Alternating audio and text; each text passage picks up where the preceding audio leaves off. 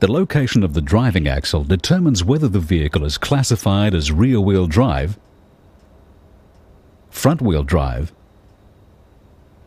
four-wheel drive, or all-wheel drive. Rear-wheel drive vehicles can use a conventional layout with the engine at the front of the vehicle. The torque from the engine is transmitted to the rear-mounted driving axle by propeller or drive shaft. This spreads the weight of components throughout the vehicle. This rear-wheel drive vehicle has the engine at the rear, driving the wheels through a combination transmission and rear axle called a transaxle. The transaxle is lighter than a separate transmission and rear axle.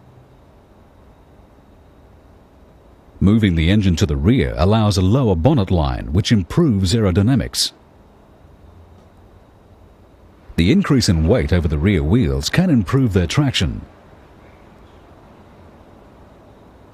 This vehicle has the engine located behind the operator's cabin, but forward of the rear driving axle. This is called a mid-engine rear-wheel drive vehicle. A mid-engine design locates the mass of the engine behind the driver but forward of the rear axle. This allows for a low bonnet profile and good handling.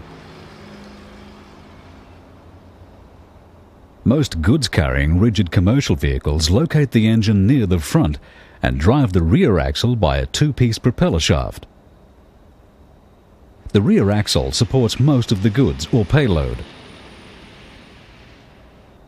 Minibuses commonly locate the engine at the front of the vehicle, beneath the operator's cabin, and drive the rear axle by a propeller shaft.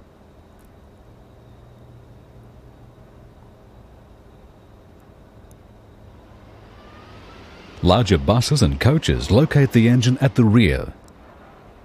This allows the vehicle to have a low floor and removes much of the noise and vibration from the passenger compartment. Front-wheel drive vehicles use the front wheels to pull the vehicle along. In light passenger vehicles, it gives lighter body weight and increased interior room. The engine and transaxle are at the front and can be mounted laterally, that is, the engine is parallel to the front axle, or longitudinally, where the engine is in line with the center line of the vehicle.